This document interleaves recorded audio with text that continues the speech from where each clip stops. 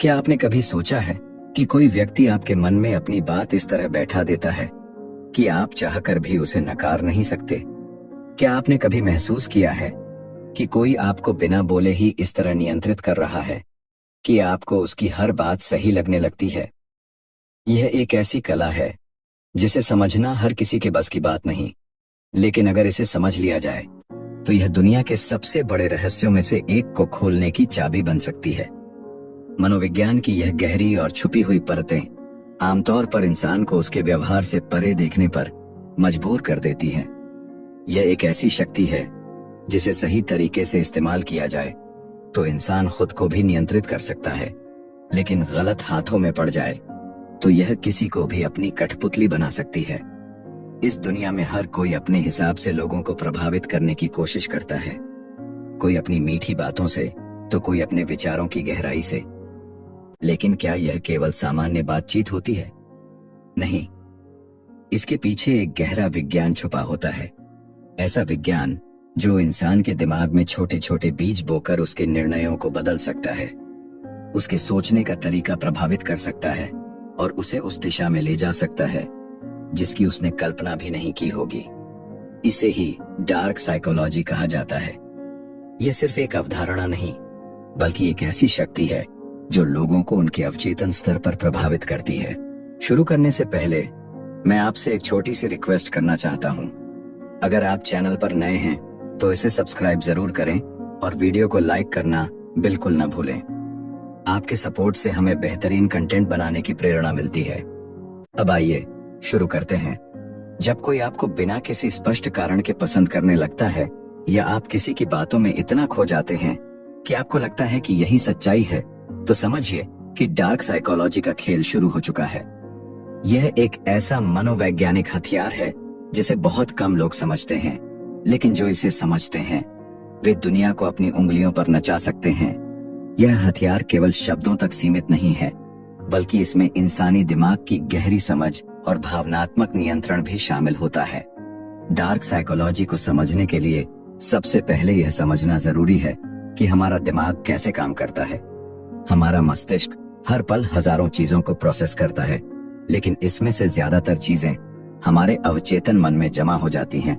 यही वह जगह है जहां से हमारे डर, भावनाएं और निर्णय लेने की शक्ति उत्पन्न होती है।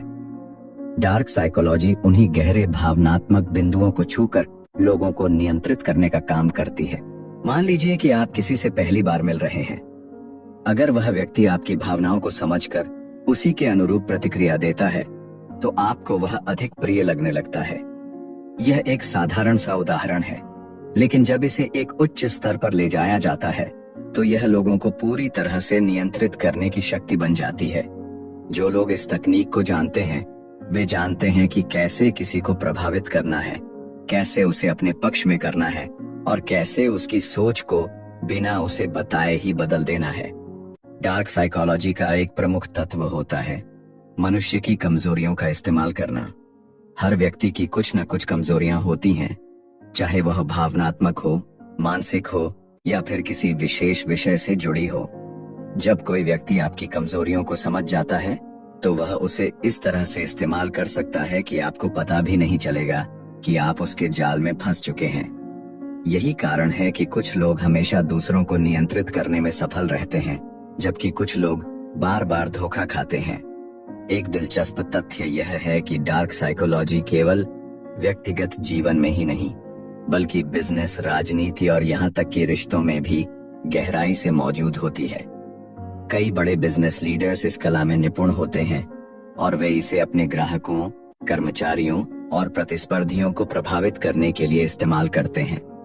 उन्होंने यह सीख लिया है कि कैसे लोगों के मन में अपनी बात बिठानी है, कैसे उन्हें वही चीज खरीदने के लिए मजबूर करना है जिसकी उन्हें जरूरत भी नहीं थी, और कैसे उन्हें इस कदर प्रभावित करना है कि वे उनकी हर बात पर यकीन करने लगें। डार्क साइकोलॉजी के कई रूप होते हैं। इनमें से एक बहुत प्रभावी तरीका है गिल्ट ट्रिपिंग।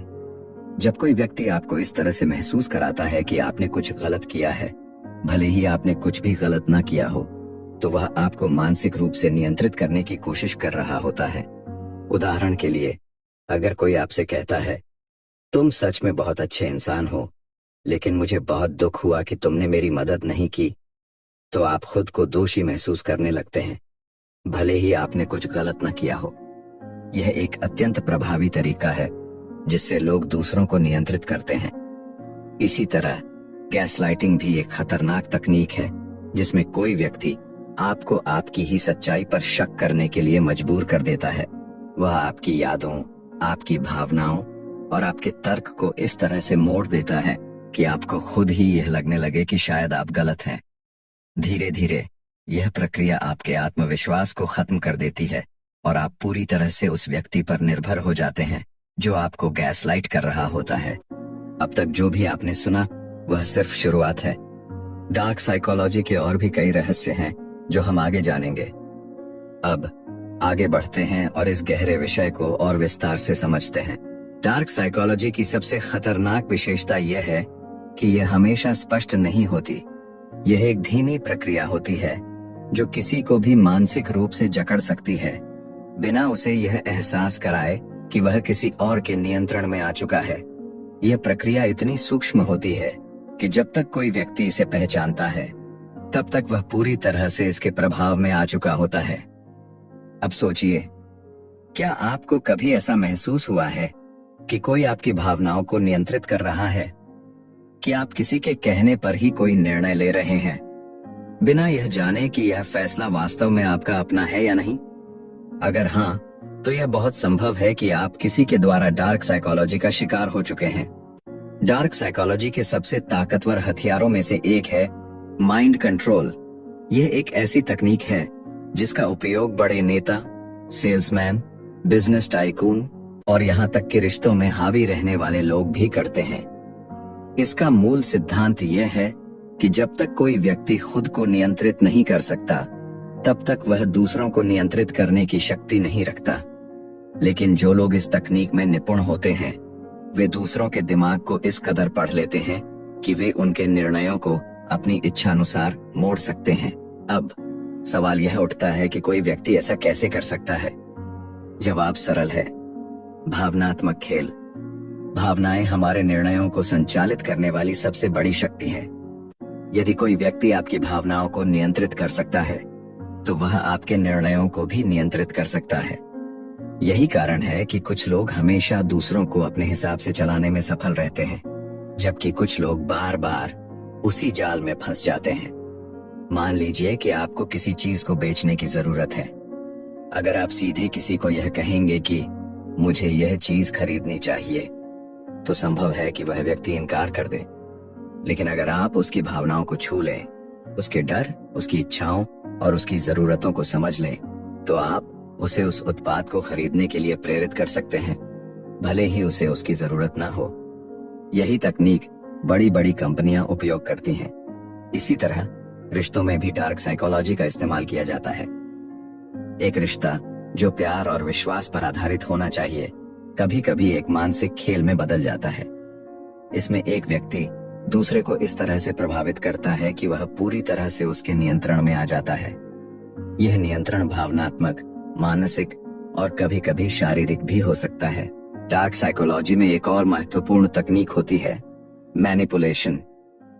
मैनिपुलेशन का अर्थ है किसी को इस तरह से प्रभावित करना कि वह आपकी इच्छा के अनुसार कार्य करे, लेकिन उसे यह महसूस भी ना हो कि वह नियंत्रित किया जा रहा है। यह एक बेहद प्रभावी तकनीक होती है जो राजनीति, व्यापार और व्यक्तिगत रिश्तों में अक्सर देखी जाती है। इसका एक बेहतरीन उदाहरण है फियर टेक्निक, यानी डर का उपयोग। जब किसी व्यक्ति को डराया जाता है कि अगर उसने किसी विशेष तरीके से काम नहीं किया तो उसे नुकसान होगा, तो वह व्यक्ति स्वाभाविक रूप से उस दिशा में काम करने लगता है जिसमें उसे नियंत्रित करने वाला व्यक्ति चाहता है। इसे समझने के लिए एक छोटे से उदाहरण पर गौर करें।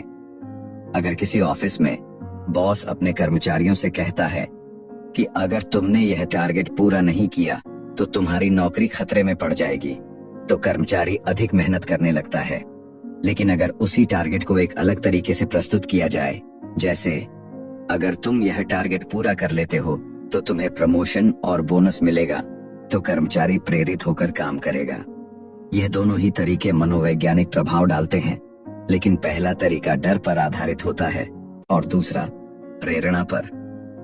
डार्क साइकोलॉजी में अक्सर डर का ही अधिक इस्तेमाल किया जाता है, क्योंकि यह मानव मस्तिष्क को तुरंत प्रतिक्रिया देने के लिए मजबूर कर देता है।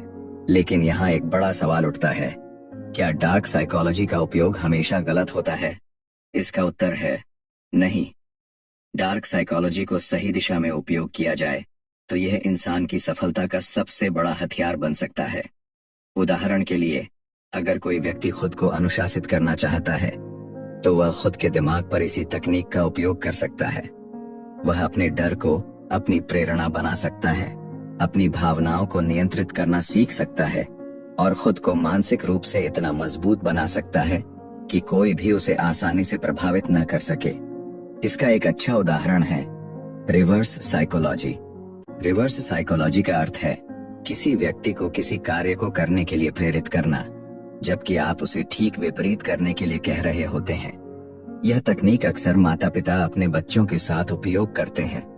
उदाहरण के लिए, अगर कोई बच्चा पढ़ाई नहीं करना चाहता तो उसे सीधे यह कहने के बजाय कि तुम्हें पढ़ना चाहिए, माता पिता कह सकते हैं तुम्हें पढ़ाई करने की जरूरत नहीं, क्योंकि तुम वैसे भी इसे समझ नहीं पाओगे। इसका परिणाम यह होता है कि बच्चा खुद को साबित करने के लिए पढ़ाई करने लगता है। यह एक बेहतरीन उदाहरण है कि कैसे डार्क साइकोलॉजी का सही दिशा में उपयोग किया जा सकता है। अब सवाल यह है कि कैसे हम खुद को डार्क साइकोलॉजी के दुष्प्रभावों से बचा सकते हैं। इसके लिए सबसे महत्वपूर्ण बात है आत्म जागरूकता। अगर आप यह समझ जाते हैं कि कोई आपको नियंत्रित करने की कोशिश कर रहा है तो आप उसके प्रभाव से बच सकते हैं। इसके लिए कुछ महत्वपूर्ण बातें ध्यान में रखना जरूरी है। पहला, हमेशा खुद से सवाल करें। जब भी कोई आपको प्रभावित करने की कोशिश करे तो खुद से पूछें, क्या यह वास्तव में मेरी इच्छा है या कोई मुझे इस दिशा में धकेल रहा है? दूसरा, भावनात्मक नियंत्रण बनाए रखें। जब कोई आपकी भावनाओं के साथ खेलने की कोशिश करे तो एक कदम पीछे हटें और तटस्थ रूप से स्थिति का विश्लेषण करें। तीसरा, किसी भी निर्णय को तुरंत न लें। अगर कोई आप पर दबाव डाल रहा है कि आप तुरंत कोई निर्णय लें तो सतर्क हो जाएं। ऐसे मामलों में अक्सर मैनिपुलेशन का उपयोग किया जाता है। चौथा, डर और अपराध बोध को पहचानें। अगर कोई व्यक्ति आपको गिल्ट ट्रिपिंग या फियर टेक्निक से प्रभावित करने की कोशिश कर रहा है तो उसे पहचानें और मानसिक रूप से मजबूत बने। अब तक जो आपने सुना वह केवल इस विषय की सतह को छूता है। डार्क साइकोलॉजी के और भी कई रहस्य हैं जो हम अगले हिस्से में जानेंगे। लेकिन उससे पहले, अगर आपने अभी तक चैनल को सब्सक्राइब नहीं किया है तो कृपया अभी कर लें। यह हमें और भी बेहतरीन कंटेंट लाने के लिए प्रेरित करता है। वीडियो का अगला भाग बहुत ही जल्द आएगा। धन्यवाद।